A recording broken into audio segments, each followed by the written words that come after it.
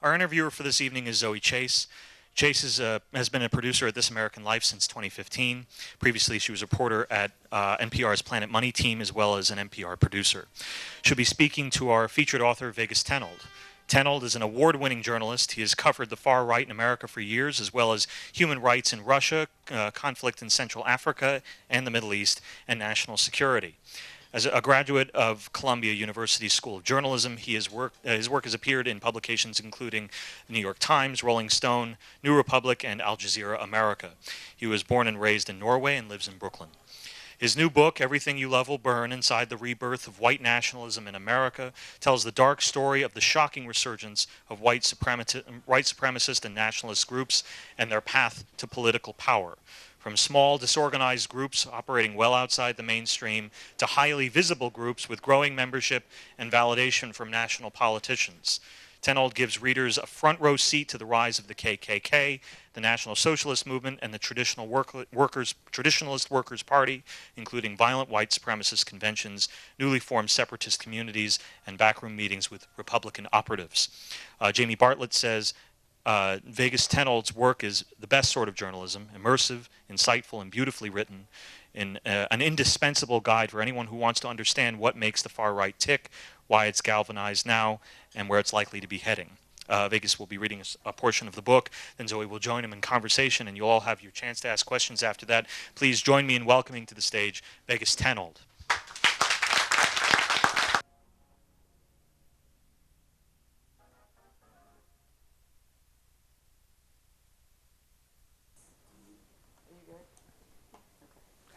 I'm usually by myself doing these interviews, not in front of all these people.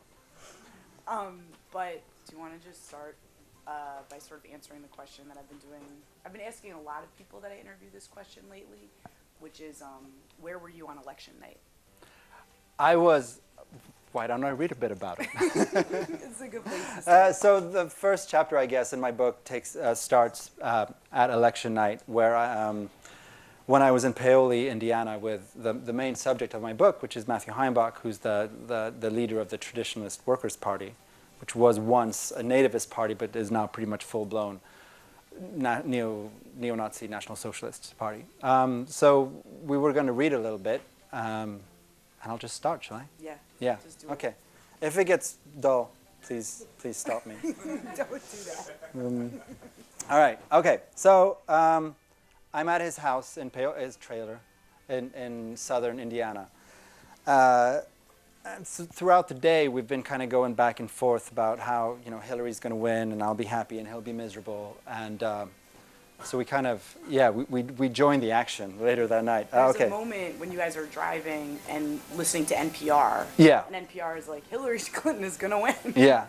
As you guys are driving along and he's kind of planning for that aftermath. He was, at that time, he was writing sort of like a secession letter that he was going to read to his followers after Hillary became president, about how the only thing left for white people in this country would be to form their own nation. So he was very much pessimistic about that evening. All right, so here we go. By 9 o'clock, I was miserably watching the apotheosis of white fear and anger in America, and my worry had shifted from Hillary losing, which by then was an almost certainty, to whether or not there was enough beer on hand to drown out the gloating from Matthew and his friend Miles. We were on a threadbare sofa in one of the two trailers that made up his home and the headquarters for his political party, the Traditionalist Workers' Party. His buddy Miles was leaning against the wall, furiously vaping. Another party member, Jason, was sitting on the floor, and Matthew Parrott, Matthew's friend and father-in-law, was walking in and out, endlessly checking the odds on the betting sites. Matthew was standing up more often than he was sitting down, shouting at the TV, jeering if Hillary was on the screen and cheering if Trump was, and intermittently reminding Gary Johnson, who was siphoning votes from Trump in Florida, to go fuck himself. Hillary needed Pennsylvania and North Carolina to win, but they were looking shaky. If they went to Trump, the game was over. The consensus in the trailer was that the Democrat shilling traders at CNN were too deep in their Jewish taskmasters' pockets to call the election for Donald Trump. It didn't surprise them. They expected very little from the media, but it was still annoying as hell. God damn it, just fucking call it, Matthew shouted. He blew an angry puff of vapor from pursed lips, repeating it a couple of times, impatiently huffing on the conical mouthpiece of his vape. The plume expanded under the low ceiling, enveloping him and clouding Wolf Blitzer's face on the screen. A sweet, sweaty smell filled the trailer. Pizza boxes littered the floor. Empty beer bottles crowded the underside of the sofa, spilling their remaining drops of dead beer on the thick carpet. Then Trump took North Carolina, and it looked like the election night might be over. "Fucking Trump," Matthew shouted to Parrott, who just then came back into the room. "Fucking Trump is going to win this for us." Parrott had his laptop in his hands and was refreshing a website every few seconds, watching the odds slowly tilt in Trump's favor. "Still too early to say," he cautioned, "but it's not looking bad." He refreshed the website again. "Not bad at all." "Fuck you, it's not looking bad," Matthew said. "We got this. Hillary is fucking done." Matthew didn't normally swear, but he seemed to have made an allowance for tonight. He smacked me hard on the back. "You liberal pieces of shit are going down," he said, and Miles asked me if I was going to cry. Wolf Blitzer came on the screen again, saying that although it was still too early to call Florida, the Trump campaign must be feeling good right now. "You're fucking cowards," Matthew screamed at the screen. "It's so clear they're working for Hillary." Not that he could blame them for dragging this out. Their world was collapsing. The elites, the media, the liberals, every single traitor was about to wake up in a country where the white working man had finally struck back and taken power. Every swing state that tumbled into Donald Trump's column was a validation of what Matthew had been working for all this time. A nationalist in the White House. A wall on the Mexican border. No more Muslims coming in. And, most importantly, white men and women in this country had a voice again. Fucking finally. The whole thing disgusted me. Perhaps not so much Matthew's gloating, but the miserable idea that the majority of Americans might agree with Trump's politics was almost too much to bear. I'd watched as the far right in America had gone from a bickering, dysfunctional group of racist malcontents to what it was now, still bickering and dysfunctional, but, as far as they were concerned, about to put their guy in the White House. We were out of beer. Matthew was in my face shouting. Miles was jeering behind a cloud of smoke. Jason's brother Zach loomed next to me at his desk, where he kept a gun that he sometimes pointed at imagined enemies on the wall. Wisconsin was still out, but I couldn't take it anymore, and I got up on unsteady legs. I needed fresh air, but more than that, I needed to get out of there. All the time I'd been reporting on the far right, my one big comfort had been that these people would probably never get to power, that their worldview would never be validated. But now, here we were. On the precipice of God knows what, but certainly nothing good. "You're not going to watch us win?" Matthew asked. I mumbled something about stealing his car as I grabbed the keys from the counter and stumbled into the dark. I drove at a snail's pace back to the hotel, trying to will my vision not to blur and the road to stop moving around. The TV was on in the lobby of the Best Western, but I covered my ears and closed my eyes as I rushed past, thinking for a second about Schrodinger's cat and how, at that moment, Clinton had both lost and won the election. I jumped into bed and fell into a black sleep. My phone woke me up at 3 a.m. with a text message from Matthew.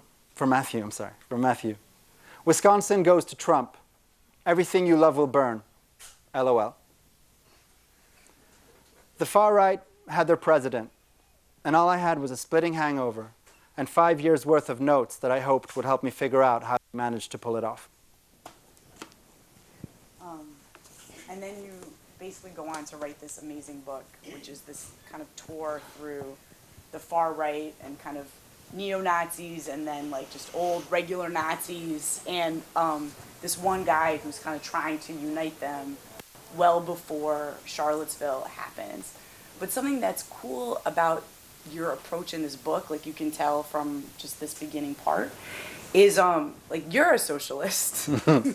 And most I would say American journalists would not approach their interviews by announcing their political views, but you Sure. approach these guys differently, Yeah. and that's part of what I think makes this book like so strange and good. So can you just explain that part of it, like who are you and how did you approach that? Well, I don't know how conscious that choice was, I started reporting on this in 2011 as a assignment for school. But I spent a lot of time with these people, and I realized pretty quickly that I had to be open about who I was and my political views, which are, I'm a Norwegian, so you can be a socialist in Norway and have some kind of impact. And I've always been pretty far to the left.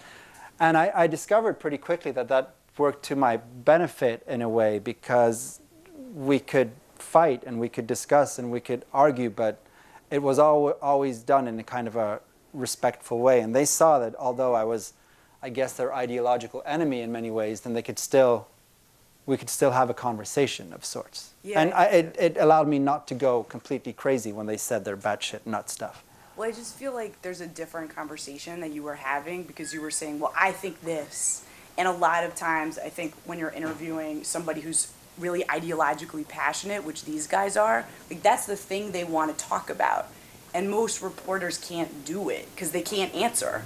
They can't say, well, I don't think there should be a wall, or whatever it is that they want to say. But you do it differently, which is one of the reasons I think that the conversations were so good. Maybe. I mean, it's very difficult to be neutral about these things as well, and even sort of pretend to be neutral about National Socialism and about, all the stuff that entails. So for me, it just kind of, it felt like a very natural thing to do. And, you want to be able to push back. You want to be able to question all their beliefs. And if I could do that by being open about, I come from this completely other political viewpoint, then I think that would work to my benefit. Yeah, I think it might be an advantage. Also, you look kind of like a white nationalist. I look like a Nazi, that's fine. Yeah. So when I first did this for Columbia, I have some of my Columbia friends here. When I first did this for Columbia, there was a story, like, people would assume that I shaved my head to fit in with the Nazis. And I'm sorry to say, it's male pattern baldness, which is almost worse than National Socialism. Yeah, like you were born to do this. Yeah, I was born. Reporting. This is not necessarily a compliment. But it does, like, I think, enable you to walk up to Klan members and be mistaken for a member of the Klan. Yeah. Which is what happened. And you can also walk up to Antifa and be mistaken for a Nazi. Right. Which happened to worse. It's not always good. Yeah. Well, it depends. My autobiography is going to be called Bald at a Skinhead Rally. Yeah, no, I mean, that's been your life. But it's really interesting, the part where so I want to talk about Matthew, who's the central character, but to kind of place where he is, because I think it's important to think about, like, this idea of white nationalism. I think people just used to talk about white supremacy, and now there's this new way of talking, and, like, I want to talk about that and address that, but to kind of place him in the spectrum, I guess, like, there's a moment where you can see a shift of what's happening with kind of the way people, like, these white nationalists think about their whiteness. And it's when you guys go to this Klan event, which is basically like a funeral. Yeah. I guess. Yeah. And you guys are both kind of out of place and weirded out. Matthew's not comfortable either. Yeah. So can you explain the shift that was happening there and kind of what's up with the Klan these days? Because it's not really about the Klan so much. There's something else going on. So Matthew fancies himself very much a modern nationalist, by which he means he's not a white supremacist. He means that you can be a nationalist and you can be a white supremacist, which I guess technically maybe you could, because one's like a political idea and one's just, being an asshole. But I still believe he's both. But his journey is kind of, like, he started on the far left even. He was a socialist in college or in high school, and then he's kind of traveled via Pat Buchanan and David Duke, and sort of he's run the gamut of conservative detritus until he arrived where he is now, and he's still going further to the right. But his idea... Which isn't totally unusual. No. I mean, I think if you're on that path, you're either going to turn all the way around or you're going to keep going. And I think most people keep going. But so his idea of nationalism, when I started hanging out with him at least, was that we can't go around saying and believing that our race is better than any other race. We just have to say that it's our race. That's why I prefer it. To this day, I don't really know whether or not he believed it, but that was his spiel anyway, that we can be nationalists, but we don't have to use slurs. We don't have to say mean things, basically. He called it a compassionate form of nationalism. which is also a bit of an But oxymoron. like white people should be with white people, black Yeah, people should be with black people. but he That would was how he thought would about phrase it in interesting ways. For instance, he was endorsed at some point at one point by Nation of Islam, and he would, like, the first time I met him was around the Ferguson riots, and he would say that it's not right that a town like Ferguson, which is predominantly black, should have a predominantly white police force. So he would sort of frame it in these things that, you know, sounded sensible, but once you kind of dug into it, it came back to that whole idea of whites should. They would say stuff like "stop the hate, separate." Stop the hate, Yeah, separate. which to them was assuming that all, you know, everyone wants to be with their own people, and that's kind of what it comes down with.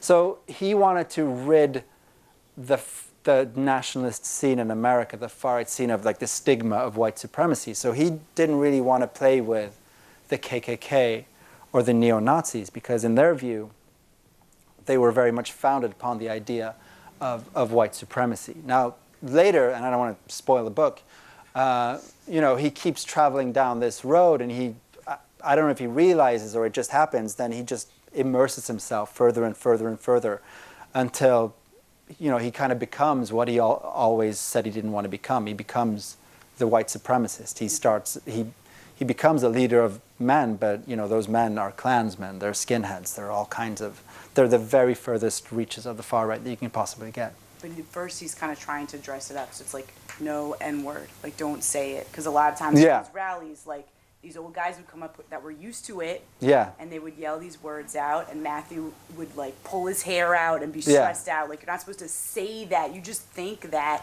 You don't say it. Definitely no hoods, no swastikas. Yeah. Like, he would get really It's stressed tough. out about it. Yeah. You it can't was a keep- struggle for him. 'Cause No. the people he was talking to didn't want to put their swastikas away. You can't teach an old racist dog to stop saying the N-word, apparently. And that Yeah. was like in every rally after they tried to establish this sort of post-supremacist organization that the arc of the book is kind of him trying to, every rally they had all these rules, you know, no hoods and no slurs, and there would always be invariably some older guy take the microphone and just shout abuse at everyone, and then, you know, they would be upset about it and have to go back to the drawing board. So, yeah. Yeah. It's like, it's interesting because when the book starts, it starts in 2011, and there's this fight in Trenton between this group of basically neo-Nazis and then what they call Reds, which I'm assuming is like Communists? some form of Antifa. Commies. Commies. But yeah, it's some form of Antifa. And the way they're like fully in sort of Nazi regalia. It's very kind of like throwback, this is the thing that we want. But they say this thing to you that sounded so relevant from the campaign reporting I did, which was just like, if we just stop immigration, stop foreign aid, and stop foreign wars, then we're going to win more people to our side. Like, they look completely anachronistic, like not of this moment. But then they say this thing that is going to be of this moment later. And I guess I'm wondering, when you were seeing this at the time, like in 2011, were you like, oh, that could be very popular? I thought they were huffing glue like everyone else because, you know, they said these things that sounded utterly, supremely racist and bananas, but they would say that, you know, if we field the right candidate, our message, which is, you know, close the borders, build a wall even, stop foreign aid, bring the troops home, all that kind of stuff. They believed that if they got the right candidate to say these things, then they could gain some power. And I thought they were nuts until around 2016 somewhere. So it turns out like they were in a way right. I mean, they knew back then that white voters in America would be willing to accept this ideology, this mind frame if conditions were right. And then suddenly conditions were right. Mm-hmm. And Matthew, when does he start doing his, like, I'm going to start uniting all these fringe groups into a party that really makes sense? I think he always wanted to, but it was never really the right time because he's a young guy, Right. and you got to sort of become a known entity in the far right, and then he tried to start his own thing. He was relatively well known back in 2012, 2013 because he had this thing called the White Student Union. That was a white student union that he started at Towson. Yeah, that he started at Towson University in Maryland, and then it spread to a few campuses. until the colleges, rightly so, or that this is not good, and they pulled. They needed to have a faculty advisor. All student organizations need to have faculty advisors, and this thing had a faculty advisor, weirdly, and they said no, you cannot be this faculty advisor. So after that, he kind of decided to form this political party, which was the Traditionalist Workers' Party, which at that time was very. It was like a proto-fascist. It had elements of far-left ideology. He was very pro-unions and workers and all this kind of stuff. He was kind of populist. Yeah, he was very populist, but he never. I guess he looked out at the movement in itself and realized that we're too small and fractured for us to be able to gain any kind of semblance of power. So, I think at that time the seed of like, let's form something, let's get something going started, and he started reaching out to other groups, and he's a talkative, convincing guy, so he was able to pretty early to start growing the pie. He went to skinheads in Pennsylvania, he went to skinheads in California and recruited them. He went to the League of the South in the South and was able to recruit some of them. And then finally he came across Jeff Scoop, who's the leader of the National Socialist movement, which is the large neo-Nazi pageantry, dress up in SS uniforms we talked about. And he was also looking for more members. So that's kind of that's what all this comes down to. It comes down to block recruiting. Like, I have 15 guys, you have 20 guys, let's have 35 guys. Mm-hmm. And so they were able somehow to put aside all their ideological differences. And for a group of people who all exist in that one scene on the far right, they have a lot of differences. They can agree on very little, but they still manage to get together somehow, and that's where we are now. There's an alliance of sorts. There's an alliance of sorts, but it's very tenuous. It's like, I think something that I had a little trouble figuring out was like, okay, so these guys are thinking if we get together, we might be able to run some candidates of our own. Like, they have some conversations like, is David Duke really serious? Is he really going to run? Like, look at his poll numbers, whatever. And I don't know how often that's happening, but I imagine in America in every election year, there's that conversation is happening somewhere, which is basically like, can we get David Duke or David Duke-esque elected? Yeah. But then they turn around and they start to hear the things that they're talking about themselves from the Republican frontrunner. And like, what's the relationship? Are they like, yay, this guy? Are they like, what the hell, who is this? This is the billionaire from New York? Yeah. It was very gradual. My first encounter with Donald Trump was at CPAC, and I think it was 2014. CPAC is the conservative political it's a thing. Tomorrow. It's like kids in khakis and blazers. But Matthew was there picketing it, and we went inside, and there was this guy, Donald Trump, who was going to speak after Jeb Bush and everyone, and he went there to heckle Jeb Bush. And then Matthew was picketing CPAC. He was picketing CPAC. He was making fun of the Republicans. He doesn't like the Republicans because they're all traitors, but Republicans are also traitors, apparently. So we saw Donald Trump speak, and I remember just Matthew was like giggling the whole time and going like, this asshole, he knows nothing, he's got nothing. Like, who does he think he is? It's going to go to Jeb anyway, like we all thought. And then I think kind of they realized that they had some overlapping. I mean, because Trump pretty quickly turned nativist in his rhetoric. Like, he was pretty out of the gate. He was far to the right of everyone else. And when you launched the campaign with the Mexican rapists and all that kind of stuff, you hit some hearts and minds on the far right because you're talking their language, and this was stuff they were saying back in 2011, 2010. So I think they were hopeful, and then they just saw that he kept on confirming all their hopes and dreams, and when he's used his rallies to lock her up and beat protesters up, that's very much what they like to hear. Like, they like to hear a strong male voice inciting violence. That's gold for them. So, well, also, I remember reading in your book, like, they would say, like, this is our movement. There were all these kind of different people that I feel like looked over at Trump like, oh, this is our movement. I was waiting for this to happen. Yeah. And these guys, it seemed like, were ready to grab the train of that movement. I think so. I mean, he wasn't dog whistling. He was kind of saying outright what they'd been wanting to hear for so long. And I think they were ready to grab at anything. And they were pretty open, at least in the beginning, that Trump wasn't necessarily their guy. but he was certainly the closest they would get in this election, and they were willing to, ride that train out and get their foot in the door, and that's what they did. But it was conditional. Like, he had to do certain things. Yeah. And they were all kind of thinking, like, no, he'll fail us immediately after he gets into power. But still, like, it was like Trump to them was a proof of concept. That their message and their ideas had an audience and that they would be able to build something on that message. And what do you think it did for Matthew's plan of uniting all of these groups to have that candidate? I think it helped and it hurt. I mean, a lot of people came out of the woodwork during the campaign season of 2016. A lot of people felt that, it's finally okay to be. They said white. People would say like an asshole or a racist. It's okay to be this.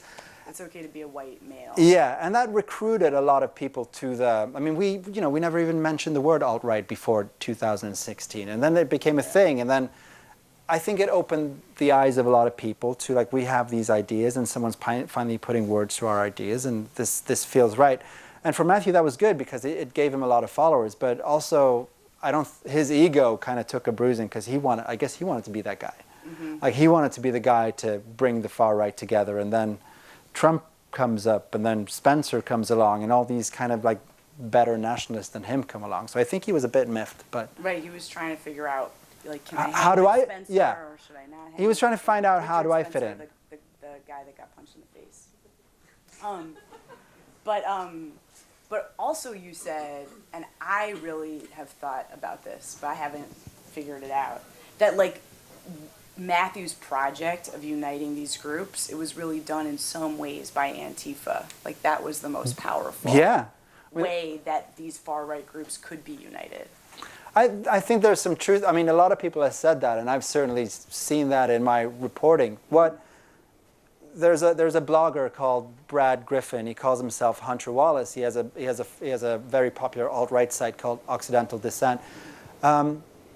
And he once told me that, the apotheosis of the far right, the alt-right, wasn't the election of Donald Trump or the inauguration of Donald Trump. It was Spencer getting punched in the face on Inauguration Day, because it was the best thing that happened to Spencer. It was by far the best thing to happen to Spencer. It made Spencer, but it also united a lot of the factions, because the boots of the movement, the people who like to march in the street and fight, they very much hated Richard Spencer's set of, like, sit in front of your computer and think about stuff and write it in your blog. And there was a level of distrust. But then when Richard Spencer got punched in the face and sort of like took one for the team, or showed that he could shed blood for his ideas or whatever, they all felt like they all got punched in a way. Like that's what Brad Griffin, like when they punched Richard Spencer, they punched all of us.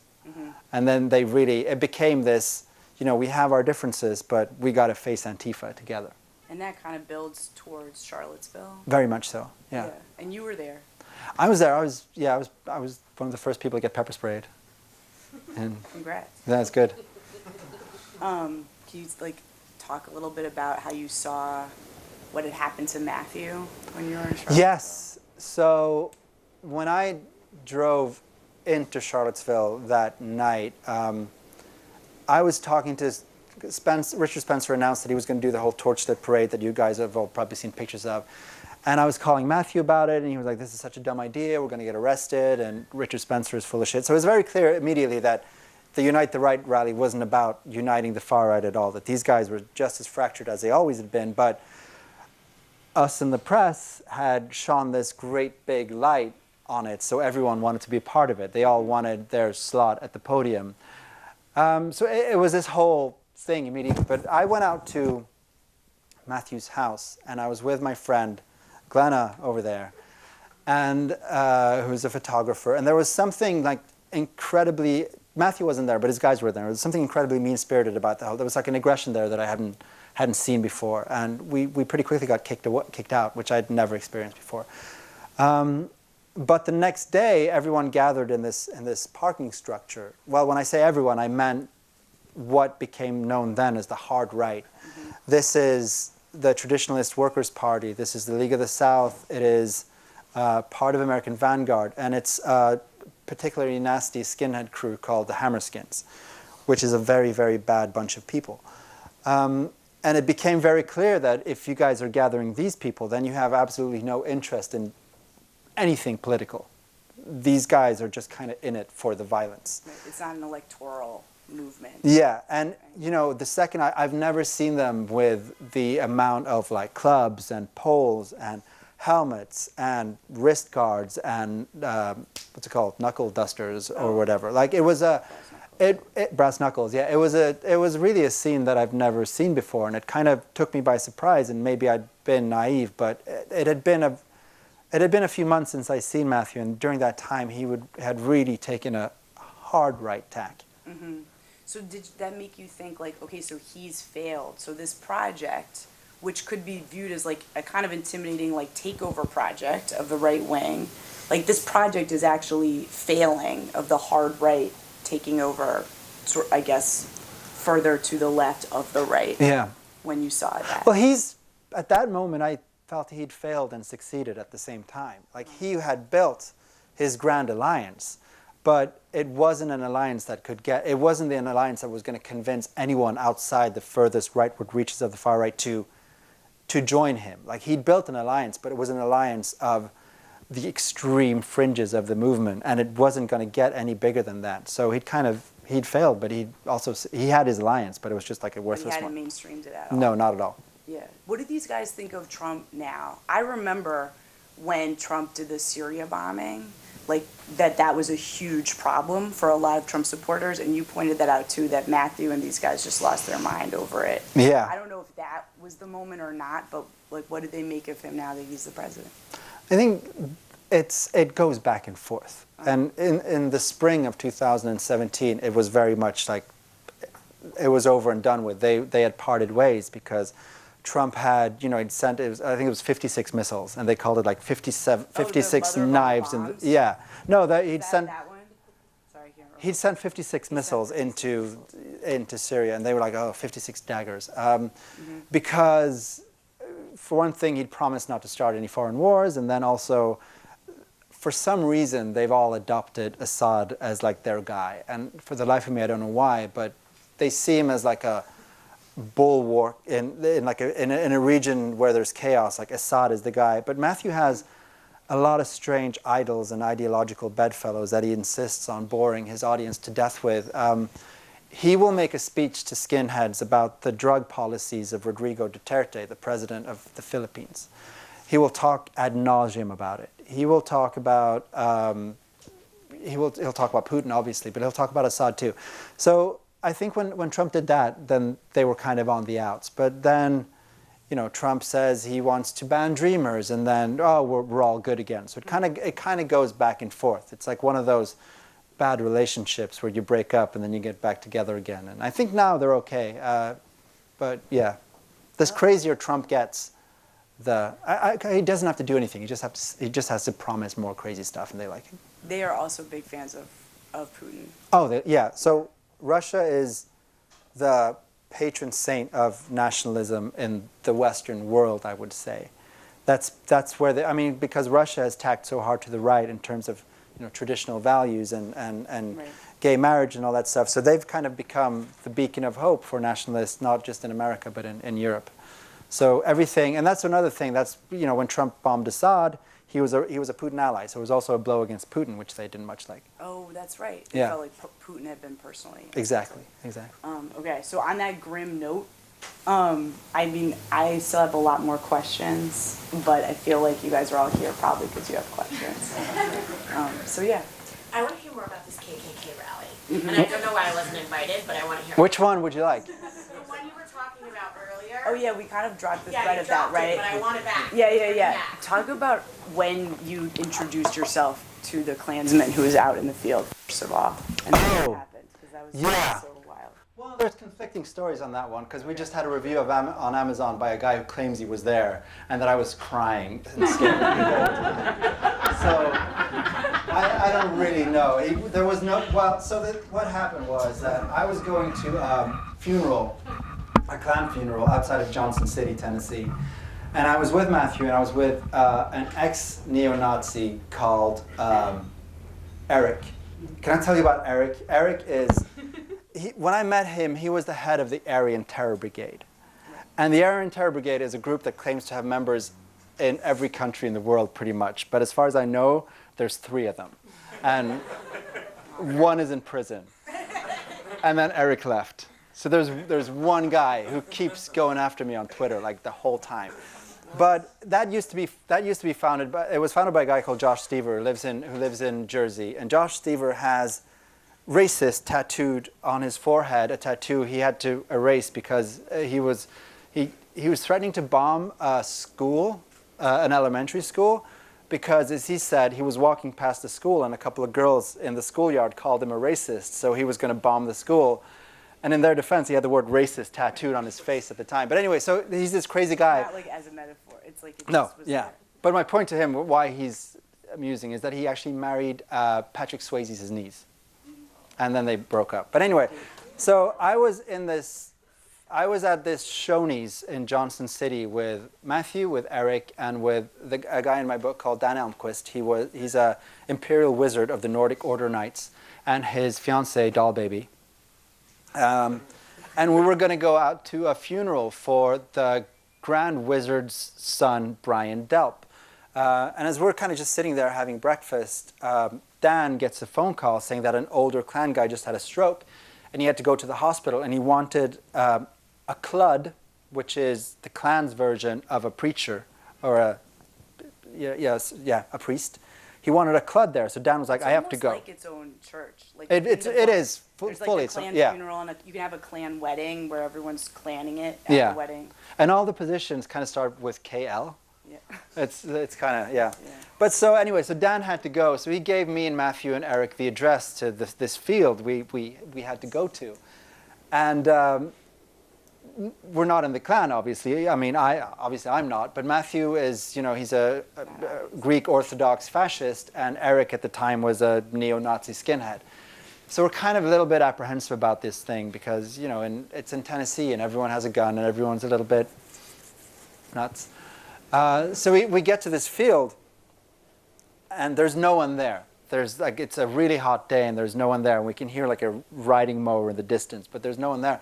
And then we walk up this field, which is like an oblong triangle shape, and we see in the distance this figure working on like some wood or something.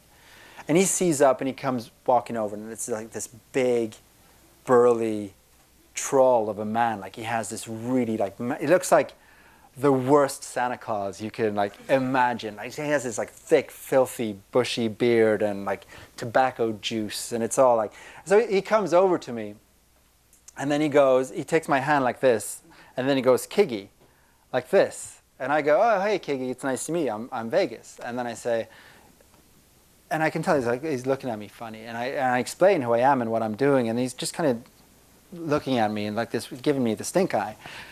And as we're talking, he's kind of going well, what are you guys doing here? And I'm just, well, I'm a journalist from Norway, and I want to find out about you guys, and I hope we'll have a good weekend, and all that kind of stuff.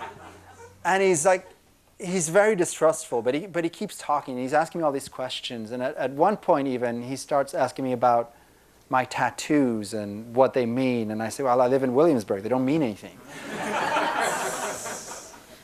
And then, I can see something shift in his eye, and he grabs my shoulder like this, and I'm thinking, okay, we're good. And then he reaches behind him, and he pulls out this filthy, mangy old gun, and he puts it right here. And he's very drunk, and he's very close, and his breath smells, and he's just like this, and he says something to the effect of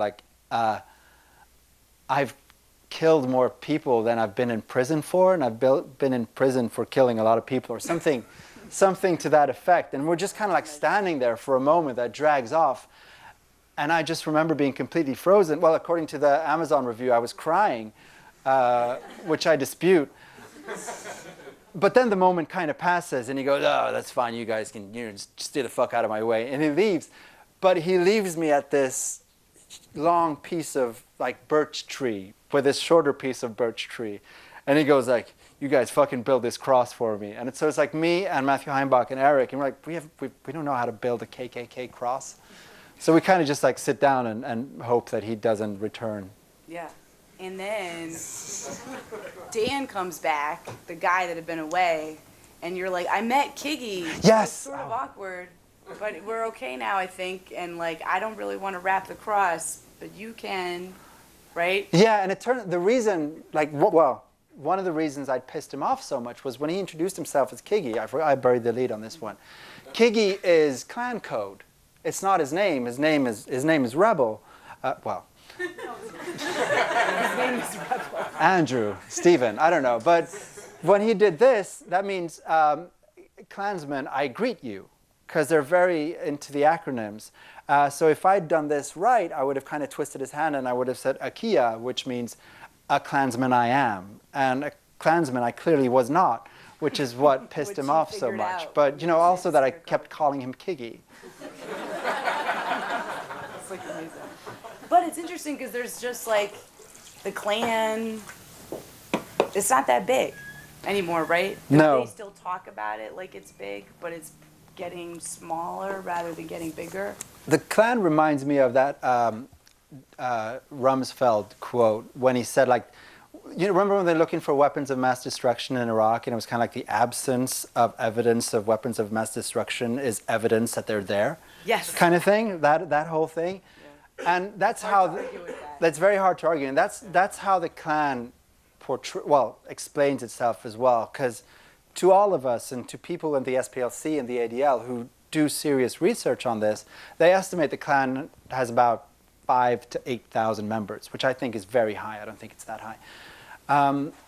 But the Klan says, well, there's a reason we're called the Invisible Empire. By the way, they're called the Invisible Empire. And that's like, you know, there's the public Klansmen and then there's the secret Klansmen. So according to them, there's, in all levels of government and in all sort of, all parts of society, there are these sort of sleeper Klansmen. And that, you know, the fact that we don't know they're there should be evidence enough that they are, kind of thing. I see. Which I find very hard to believe. Yeah, but they're not that savvy. Right. Like, it takes some wherewithal to hide, like, an invisible empire. Like, because they're saying, like, we could be 100,000 people. Mm-hmm. I don't know how they hide, because I've met Klan guys, and I don't, like, they're not that cool and, like, collected. And they like clanning about. Like, and they that's a really big thing like that they clanning like to around. do. Yeah, and, you know, the Klan is... Because Matthew was like, please put your hoods away, and they were like, no. This is what we do. This is who we are. Yeah. And the Klan is very much an anachronism. I mean, they're still terrifying and awful and brutal.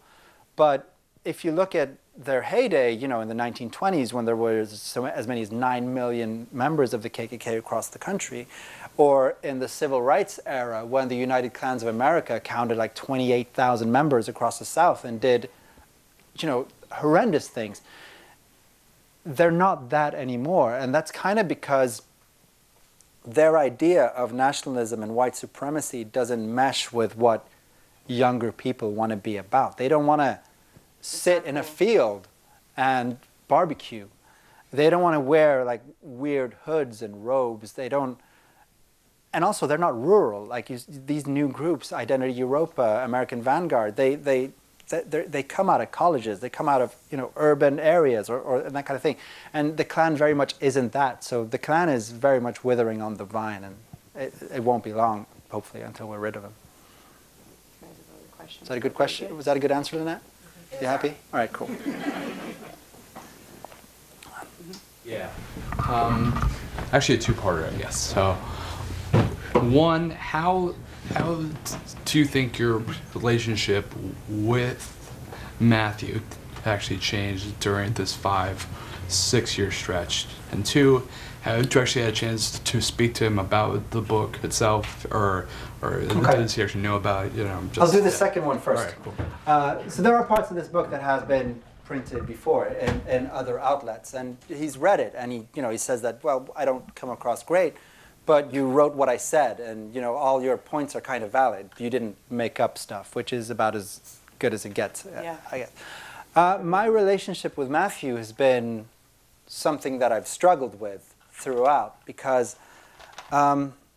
he's a gregarious guy. He doesn't litter the way he talks with slurs and awful stuff, and he doesn't he doesn't say, like when you're just talking with him, he's kind of, he's an okay guy, which I guess is why he's so good with press and kind of what makes him dangerous as well. And also, you know, I've been with him, and I was with Klans, and I was with skinheads, and the latter two are so just like gut-wrenchingly awful to hang out with, because they just like say the craziest, worst stuff, and there's violence, and that I kind of noticed for a second that is Matthew, has that become kind of like my rest stop, like, because I can have a normal conversation with him. We can talk about Toto, and then, so I was kind of, there's a point in my book where I'm struggling. Am I sort of failing my journalistic mission here? Am I losing a bit of my instincts about this? And Because you guys sometimes drive around and talk about music. yeah, I mean, we drove for 9 hours singing all of Les Mis. That's what I meant, yeah. That music. But yeah, but I mean, Populist revolt. that I think it's a human thing. I think if you spend a large amount of time with anyone, then you know, it's natural to develop some kind of rapport. I think I did okay in pushing back. I would never say we're friends. The chasm of values in politics was just far too wide for any of us to ever cross it. But I've struggled with it a few times. Yeah, am I not being hard enough on this guy? So I don't know. You have to read the book, but hopefully I did okay. Yeah, well, your relationship to Matthew is super interesting because you're very transparent about your worries about it. And I think that has to do a little bit with how you approach them, like, I am a Norwegian socialist. It's just a different approach from other reporters writing about this stuff. And you also talk about how you feel about Matthew in it. And then Matthew kind of saves you at some point because he's like, why haven't you asked me about the Holocaust? I want to weigh in. And you're like, oh, well. Yeah, and that was a wake-up rapport call. we were building is changing. That was a bit of a wake-up call because I realized that I hadn't asked him about the Holocaust, and I thought that's like a weird thing not to ask a Nazi about because I'm sure they have opinions about it. Yeah. You need those like lampposts or whatever it would be called. Those like posts to sort of make sure you know still where. Yeah. And when he asked me, I took a beat and I had all these thoughts like, why haven't I asked him? Have I been negligent in this in a way? And then, that was a good reset button because I asked him and he spouted all the awful stuff, how it basically never happened. So it did happen. Do you guys have questions for her? I have another question. Oh, good. Oh, okay. Thank you. Can we talk more about the whole Russia connection and, how pumped are these guys? Are they following the investigation? Like, do they believe the Russian troll stuff? Do they welcome our new Putin overlord? Like, what do they want? I think it varies, right? Some people are more realistic about what's going on, and I think Matthew, who's the guy I know the best, I think he fully believes that the Russian has some kind of dossier on Trump that's awful, but that doesn't matter. Like, their interest is in the end goal, and Trump may very well have peed on prostitutes or owe billions and billions and billions to the Russians. That doesn't matter as long as he builds the wall and becomes the guy they want him to be. But Russia has had an active role in nationalist movements all over the world, particularly in Europe, because they've funded far-left movements and they've funded far-right movements, whatever fucks with the various democracies. I'm sorry, C-SPAN? Can I say that? You've been. Okay, I'm So sorry. it's a little late. You can beep it out. Whatever messes with, whatever messes with Western democracies is okay in Russia's book. But they've been very successful at it in Europe. They gave Marine Le Pen's Nationalist Front in France a huge loan via all these banks and these networks. The Jobbik Party in Hungary gets funding for it. The Polish nationalists gets funding. So Russia is very much the belle of the ball in the American nationalist circles, and they're all trying very hard to impress Russia to get some of those rubles, because they kind of believe that Russia's just doling out money, and it doesn't really work that way, but that's what they think. So every time, like Is Matthew, it like a company that's like going public who's vying for different banks to sponsor their offering, yeah, and they're trying to come across but on a as. different scale? So Matthew calls me earlier this fall and says, like, I have a huge secret to tell you. Like, there's a guy who's going to be in D.C. tomorrow, and he's like a big, important Russia guy, and you can come if you want to because I know you, and it's good. And so I meet this guy called Vladimir, he's in charge of some Russian organization. But I find out that Matthew's also called like 7 or 8 other journalists because he wants to impress Vladimir about how seriously the American press takes him. I was the only one dumb enough to go. But they're very much trying to show off for Russia. They believe they can get some funding for Russia. And Russian groups have had Americans, they've had Swedes, they've had Germans, English people over to Russia to partake in military training, fundraising, organizing. They're very good at organizing. But of course, the systems are different in Europe. You have mainly parliamentary systems, and it's quite different to get. In most of these countries, you need only 5% of the vote to get a say, whereas here in America, you need 51%, or you're nothing. So there's not the same way of doing it here. So Russia won't be as much of a help to these people, I think. But if they sort of make it, then they might be like invited to Russia to learn how to be a better nationalist and then bring it back over here. And then it's like a team building thing, right? You go to Russia, then you meet the Swedish nationalists, and then you meet the Greeks, and then you meet whatever, and then you have like trust falls or whatever they do for a week. And they build.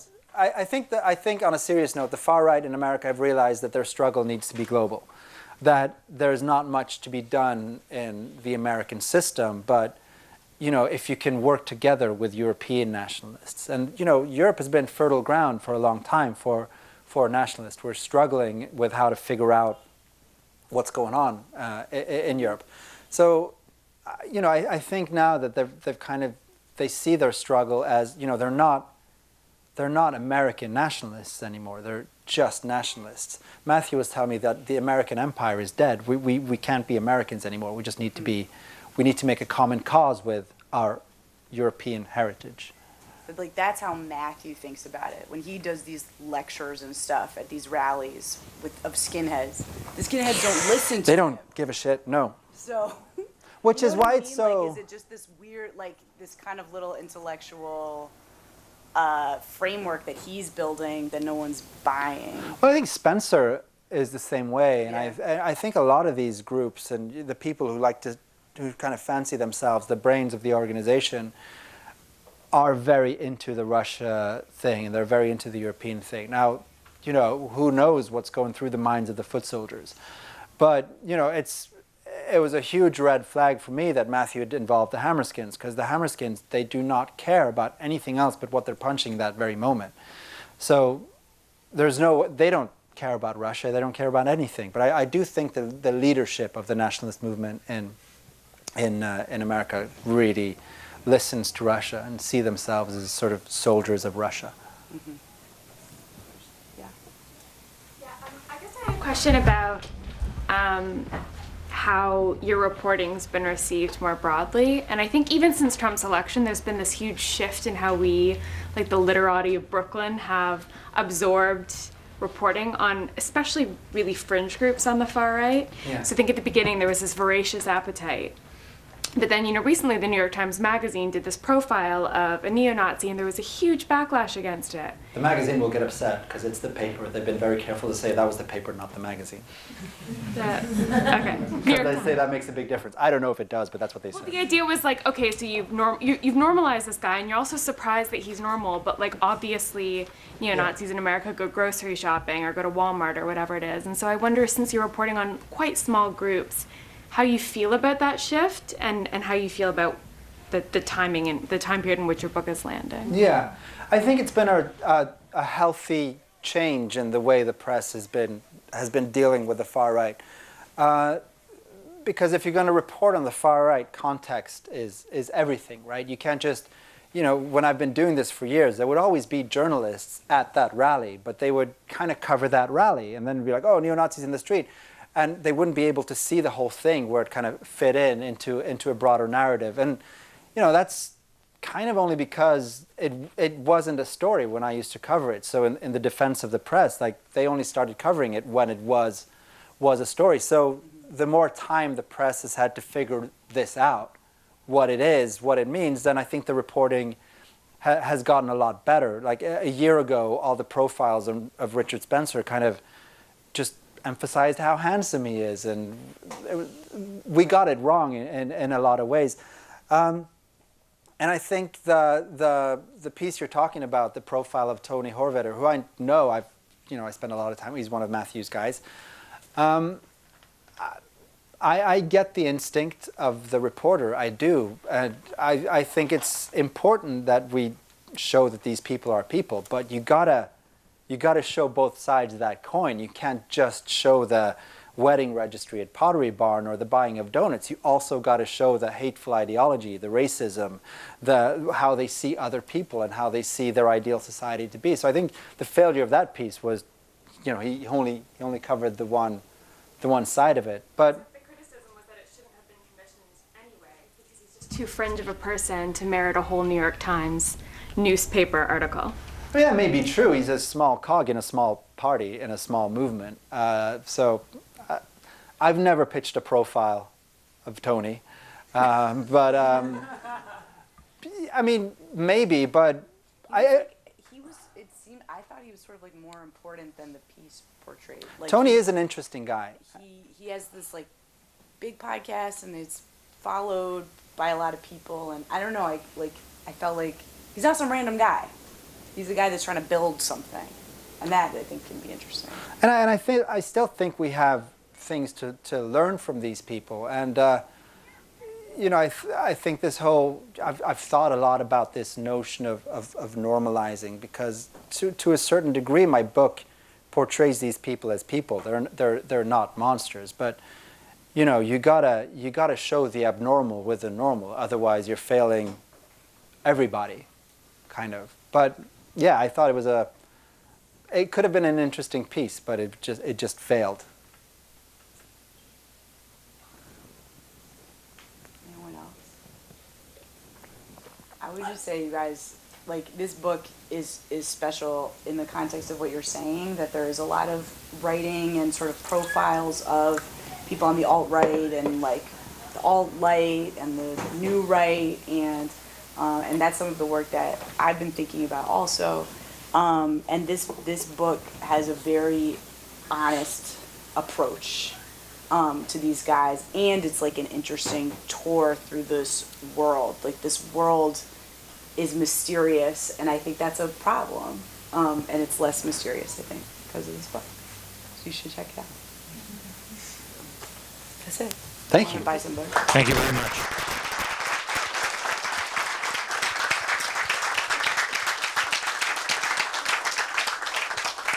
Thank you so much, Zoe, for coming here and conducting this interview. And thank you, Vegas, of course, for coming here and sharing your book with us and all of your experiences.